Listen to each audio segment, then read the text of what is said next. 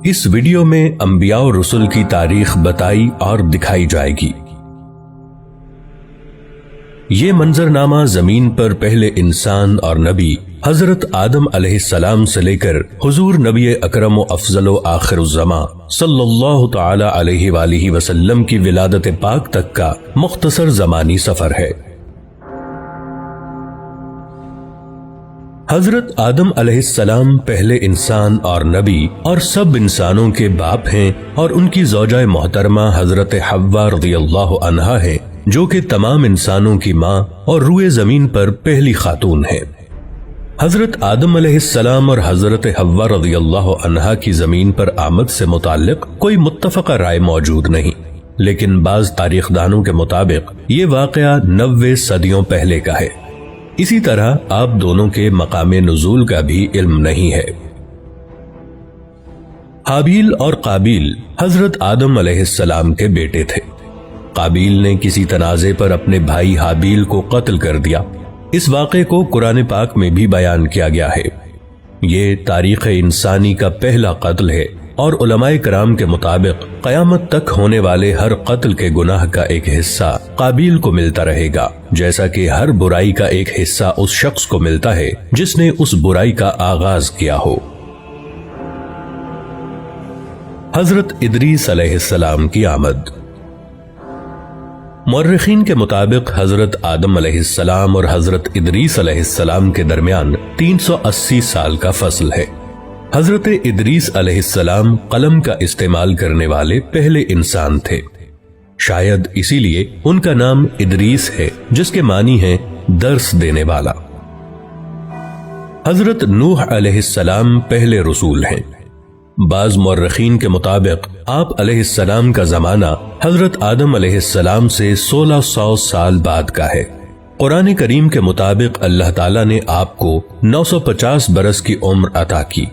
اللہ تعالیٰ نے آپ کو انسانوں کی اصلاح کے لیے مبعوث فرمایا، لیکن ایک طویل عرصہ دعوت و تبلیغ کے باوجود لوگوں نے آپ علیہ السلام کی تکذیب کی، جس کے نتیجے میں اللہ تعالیٰ نے اس قوم پر پانی کا عذاب بھیجا۔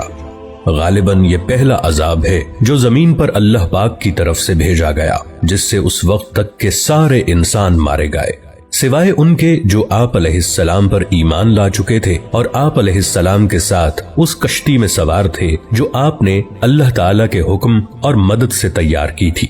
لیکن یہ چند ہی لوگ تھے۔ اس واقعے کے بعد نسل انسانی حضرت نوح علیہ السلام کے 3 بیٹوں سے آگے چلی، اسی لیے آپ علیہ السلام کو آدم ثانی بھی کہا جاتا ہے۔ آپ علیہ السلام کے بیٹوں کے نام سام، حام اور یافس تھے۔ حضرت نوح علیہ السلام کے بیٹوں کی نسل سے جو قومیں وجود میں آئیں، وہ بھی بالآخر گناہوں اور بری باتوں میں ملوث ہو گئیں۔ ان میں سے ایک قوم کی طرف اللہ تعالیٰ نے حضرت ہود علیہ السلام کو بھیجا، جس کا ذکر قرآن پاک میں موجود ہے۔ لیکن پھر وہی ہوا، اس قوم نے سرکشی کی اور آپ علیہ السلام کی مخالفت کی، جس کی وجہ سے ان کو بھی اللہ تعالیٰ کی طرف سے عذاب نے آ لیا۔ حضرت ہود علیہ السلام کے ساتھ جو لوگ بچے، ان سے قوم سمود وجود میں آئی، لیکن رفتہ رفتہ وہ بھی گمراہ ہو گئے۔ تو اللہ تعالیٰ نے حضرت صالح علیہ السلام کو ان کی طرف نبی بنا کر بھیجا، لیکن اپنے سے پہلوں کی طرح انہوں نے بھی اپنے نبی کا انکار کیا اور مطالبہ کیا کہ اگر آپ اللہ کے نبی ہیں تو کوئی معجزہ دکھائیں۔ آپ علیہ السلام نے اللہ سے دعا کی، جس سے ان کی آنکھوں کے سامنے پہاڑ کی چٹان سے ایک اونٹنی برآمد ہوئی، لیکن انہوں نے اس معجزے کو دیکھ کر ایمان لانے کی بجائے اس واقعے کو جادو کہہ کر رد کر دیا اور اپنی غلطی پر بضد رہے، تو ان کو بھی عذاب نے آ لیا اور نیست و نابود کر دیے گئے۔ اس دور کو قبل از ابراہیم علیہ السلام کہتے ہیں۔ اس دور کی مستند تاریخ موجود نہیں ہے۔ حضرت ابراہیم علیہ السلام تقریباً 2200 قبل مسیح عراق میں پیدا ہوئے۔ آپ علیہ السلام کو انبیاء کا باپ کہا جاتا ہے کہ آپ علیہ السلام کی نسل سے ہی بعد کے تمام انبیاء کا ظہور ہوا۔ آپ کی قوم بت پرست تھی اور ان کے سردار کا نام نمرود تھا۔ وہ آپ علیہ السلام کی توحید کی دعوت و تبلیغ کی وجہ سے آپ علیہ السلام کا سخت مخالف تھا۔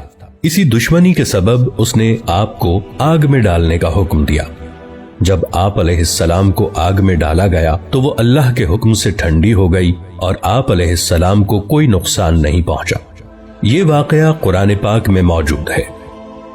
آپ علیہ السلام کی 2 بیویاں تھیں، ان سے 2 بیٹے پیدا ہوئے اور وہ دونوں نبی تھے۔ حضرت حاجرہ رضی اللہ عنہا سے حضرت اسماعیل علیہ السلام اور حضرت سارہ رضی اللہ عنہا سے حضرت اسحاق علیہ السلام۔ اس دور کو بعد از ابراہیم علیہ السلام کہتے ہیں۔ اس دور کی کچھ تاریخ موجود ہے اور اسے انگلش میں پوسٹ ابراہم ایرا کہتے ہیں۔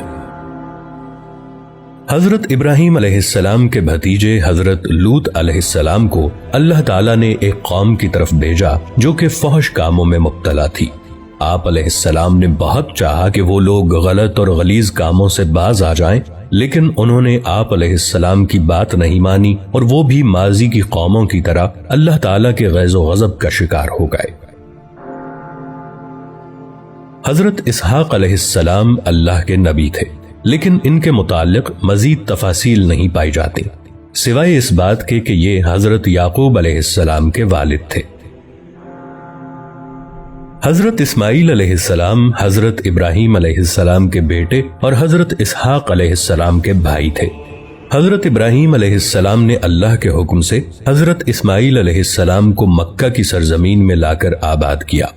مکہ جہاں سب سے پہلے حضرت آدم علیہ السلام نے اللہ کا گھر یعنی کعبہ بنایا تھا، اب ہزاروں سال بعد اللہ تعالیٰ نے حضرت اسماعیل علیہ السلام کے ذریعے اس گھر کو دوبارہ آباد کروایا۔ حضرت یعقوب علیہ السلام حضرت اسحاق علیہ السلام کے بیٹے تھے۔ ان کا لقب اسرائیل تھا۔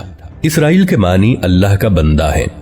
آپ علیہ السلام کی متعدد بیویاں تھیں جن سے اللہ تعالیٰ نے انہیں 12 بیٹے عطا فرمائے۔ یہی لوگ اور ان کے بعد آنے والی ان کی نسل بنی اسرائیل کہلاتی ہے، یعنی اسرائیل کی اولاد۔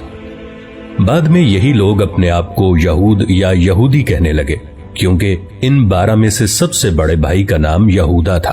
یہ لوگ اپنے آبائی ملک عراق سے ہجرت کر کے فلسطین آ گئے تھے۔ انہی میں سے عیسائی بنے جو کہ اپنی نسبت حضرت عیسیٰ علیہ السلام سے منسوب کرتے ہیں۔ انہی لوگوں کو قرآن مجید کی اصطلاح میں اہل کتاب کہا جاتا ہے۔ ان 12 بھائیوں میں سے سب سے چھوٹے بھائی کا نام یوسف علیہ السلام تھا۔ یہ اللہ کے نبی تھے اور بہت حسین و جمیل تھے۔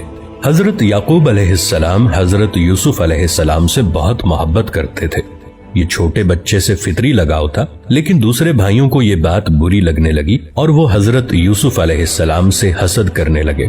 اسی حسد اور بغض و عناد نے انہیں اپنے بھائی یوسف علیہ السلام کے قتل پر آمادہ کر دیا، لیکن قتل پر سارے متفق نہ ہوئے، اس لیے انہوں نے یوسف علیہ السلام کو ایک کنویں میں پھینک دیا۔ اس کنویں کے پاس سے کوئی قافلہ جا رہا تھا۔ انہوں نے پانی کے لیے اپنا ڈول کنویں میں ڈالا تو حضرت یوسف علیہ السلام اس ڈول کی رسی کو پکڑ کر باہر آ گئے۔ قافلے والے یوسف علیہ السلام کو کسی کا بھاگا ہوا غلام سمجھ کر اپنے ساتھ مصر لے گئے اور وہاں آپ علیہ السلام کو ایک غلام کی حیثیت سے بیچ دیا۔ آپ کا خریدار حکومت مصر کا ایک اعلیٰ عہدیدار تھا۔ اس نے جلد ہی آپ علیہ السلام کی ذہانت و فطانت کو جانچ لیا اور اپنے محل میں اپنے خادم خاص کی حیثیت سے رکھ لیا۔ آپ علیہ السلام اسی محل میں جوان ہوئے اور اللہ نے آپ کو نبوت عطا فرمائی۔ اس عہدیدار کو عزیز مصر کہا جاتا ہے۔ اس کی بیوی زلیخا نے آپ علیہ السلام پر عصمت دری کا جھوٹا الزام لگا کر آپ علیہ السلام کو جیل بھجوا دیا۔ آپ علیہ السلام نے 7 سال جیل میں گزارے، لیکن جیل میں بھی دوسرے قیدیوں کی تعلیم و تربیت کرتے رہے۔ پھر مصر کے بادشاہ کو ایک خواب آیا تو اس کے مشیر نے کہا کہ وہ ایک شخص کو جانتا ہے جو کہ اس خواب کی صحیح تعبیر بتا سکتا ہے۔ آپ علیہ السلام کو جیل سے محل میں لایا گیا۔ آپ علیہ السلام نے بادشاہ کے خواب کی عقلی اور منطقی تعبیر بتا دی، جس سے وہ بہت متاثر ہوا۔ اس بادشاہ نے آپ علیہ السلام کو اپنا مشیر خاص مقرر کر لیا اور بادشاہ نے آپ علیہ السلام کی تمام داستان سنی اور آپ علیہ السلام کو کہا کہ آپ اپنے سارے خاندان کو فلسطین سے مصر لے آئیں اور یہاں سب امن و سکون سے رہیں۔ آپ علیہ السلام نے اپنے سارے کنبے بشمول والد صاحب حضرت یعقوب علیہ السلام کو اپنے پاس مصر بلوا لیا۔ آپ علیہ السلام کے بھائی اپنے کیے پر بہت نادم ہوئے اور توبہ کی۔ اس طرح بنی اسرائیل فلسطین سے مصر پہنچ گئے۔ قرآن کریم کی سورہ یوسف میں اس واقعے کا تفصیلی ذکر موجود ہے۔ تاریخی اندازوں کے مطابق بنی اسرائیل مصر میں 2 صدیوں تک رہے۔ اس عرصے میں ان 12 بھائیوں کی نسل لاکھوں کی تعداد کو پہنچ گئی، لیکن پھر مصر میں بادشاہت تبدیل ہو گئی۔ نئی حکومت نے ان سے مراد چھین لی اور انہیں اپنا غلام بنا لیا۔ یہ بنی اسرائیل کی قید یعنی کیپٹیوٹی کا دور تھا۔ مصری جو اپنے آپ کو قبطی کہتے تھے، ان سے جبری مزدوری کرواتے اور ان پر بہت ظلم و ستم کرتے۔ حضرت یوسف علیہ السلام کے تقریباً 200 سال کے بعد اللہ تعالیٰ نے ان کو اس قید سے نجات دلوانے کے لیے انہی میں سے حضرت موسیٰ علیہ السلام اور آپ کے بھائی حضرت ہارون علیہ السلام کو نبوت عطا فرمائی کہ وہ اپنی قوم یعنی بنی اسرائیل کو مصریوں کی قید سے آزادی دلوا کر واپس انہیں فلسطین میں لا کر آباد کریں۔ مصر پر فرعون کی حکومت تھی۔ حضرت موسیٰ علیہ السلام نے اسے ایمان کی دعوت دی اور کہا کہ وہ بنی اسرائیل کو آزاد کر دے، لیکن فرعون نے انکار کر دیا۔ اللہ تعالیٰ نے حضرت موسیٰ علیہ السلام کو حکم دیا کہ وہ اپنی قوم کو لے کر فلسطین کی طرف نکلیں۔ آپ علیہ السلام بحکم خداوندی اپنی قوم کو لے کر نکلے تو فرعون نے بھی اپنے لاؤ لشکر کے ساتھ آپ علیہ السلام کا تعاقب کیا۔ سمندر کے کنارے پہنچ کر آپ علیہ السلام نے اللہ سے عرض کی کہ اب کیا کروں؟ اللہ نے حکم دیا کہ اے موسیٰ علیہ السلام اپنا عصا سمندر کے پانی پر ماریں تو سمندر آپ کو خشکی کا راستہ دے گا۔ آپ علیہ السلام نے ایسا ہی کیا تو یکا یک سمندر کا پانی 2 دیواروں کی طرح الگ الگ کھڑا ہو گیا اور آپ علیہ السلام اپنی قوم کو لے کر وہاں سے نکل گئے۔ آپ علیہ السلام کے پیچھے فرعون نے بھی کوشش کی کہ وہ بھی اسی راستے سے آپ علیہ السلام کا تعاقب کرے، لیکن اللہ کے حکم سے سمندر واپس مل گیا اور اس طرح فرعون اور اس کا سارا لشکر غرق ہو گیا۔ یہ حضرت موسیٰ علیہ السلام کا معجزہ ہے جس کا ذکر قرآن پاک میں موجود ہے، اور یہ اتنا بڑا واقعہ بنی اسرائیل کی آنکھوں کے سامنے وقوع پذیر ہوا۔ قرین قیاس بتاتے ہیں کہ سمندر عبور کرنے کا یہ معجزہ بحر احمر کی مشرقی نہر، جسے اب نہر سویز کہا جاتا ہے، میں پیش آیا ہوگا۔ سمندر کے اس پار صحرائے سینا اور اسی صحرا کے ایک کونے میں کوہ طور ہے، جہاں اللہ تعالیٰ نے آپ علیہ السلام کو رسالت و کتاب سے نوازا۔ آپ علیہ السلام کی کتاب کا نام تورات ہے۔ اللہ تعالیٰ نے آپ علیہ السلام کو بنی اسرائیل کی ہدایت و رہنمائی کا حکم دیا اور فرمایا کہ اے موسیٰ علیہ السلام، ہم نے آپ کی قوم کو باقی سب اقوام پر فضیلت دی ہے۔ جب تک یہ اس کتاب یعنی تورات کو مضبوطی سے تھامے رہیں گے، میں ان کو اپنی طرف سے نعمتوں اور رحمتوں سے نوازتا رہوں گا۔ لیکن بنی اسرائیل نے حضرت موسیٰ علیہ السلام کو تنگ کرنا شروع کر دیا۔ یہ لوگ آپ علیہ السلام کی نافرمانی کرتے اور بے ادبی سے پیش آتے اور تورات کی حکم عدولی کرتے۔ حضرت موسیٰ علیہ السلام ان سے بہت ناراض رہنے لگے، لیکن ان کی تمام شرارتوں کے باوجود اللہ نے ان کو بہت سے انعامات سے نوازا۔ ان کے لیے آسمان سے من و سلوہ کی شکل میں طعام یعنی کھانا نازل کیا اور دھوپ سے بچنے کو بادل کا سایہ عطا فرمایا۔ پینے کو پانی کے 12 چشمے عطا فرمائے کہ کسی طور یہ لوگ نیکی کی روش پر قائم رہیں۔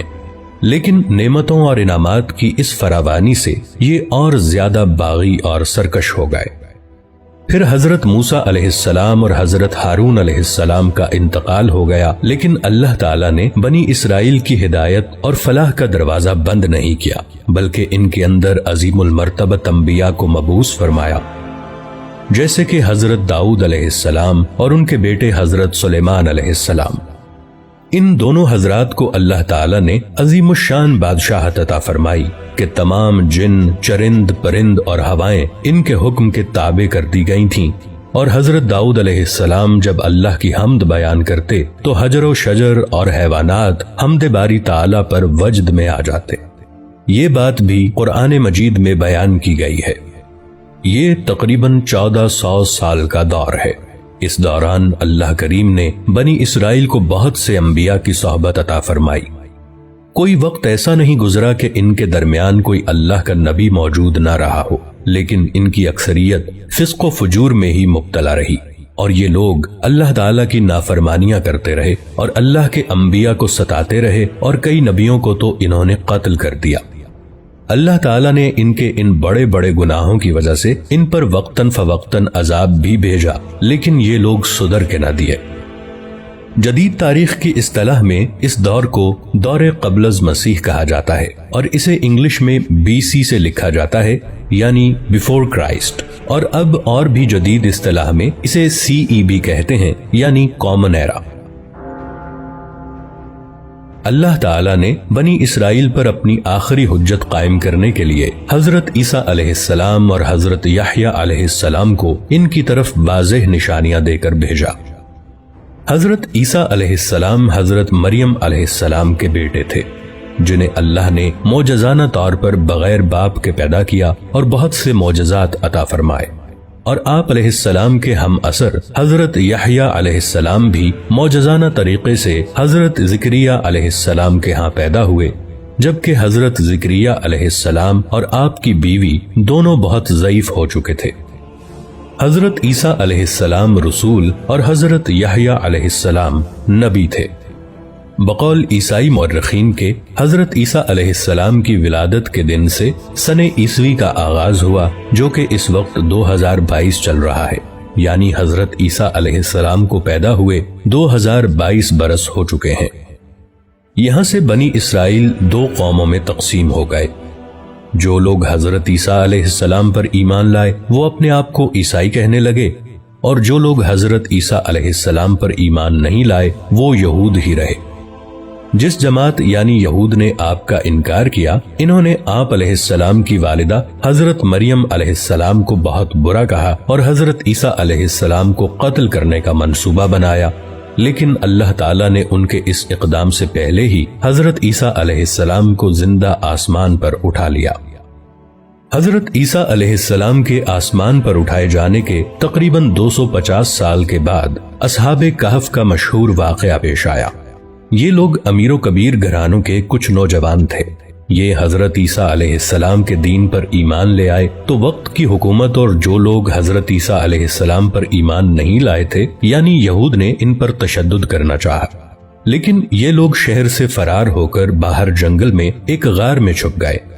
اس غار میں اللہ تعالیٰ نے ان پر نیند طاری کر دی اور یہ اس غار میں کئی سال تک سوتے رہے۔ اس کا پورا ذکر قرآن مجید کی سورہ کہف میں موجود ہے۔ They are known as 7 sleepers in the books of Christianity۔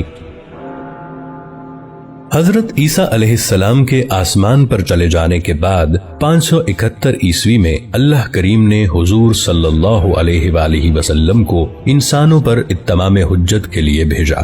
حضور سیدنا و نبینا حضرت محمد صلی اللہ علیہ وآلہ وسلم بن عبداللہ بن عبد المطلب مکہ کی سرزمین میں حضرت اسماعیل علیہ السلام بن ابراہیم علیہ السلام کی نسل میں قبیلہ قریش کے خاندان بنو ہاشم کے ہاں جناب عبداللہ بن عبد المطلب اور ان کی زوجہ حضرت آمنہ بنت وہب کے ہاں پیدا ہوئے۔ اس دن سے لے کر آج تک نور محمدی کی کرنیں ساری دنیا کو منور کر رہی ہیں اور قیامت تک کرتی رہیں گی انشاءاللہ۔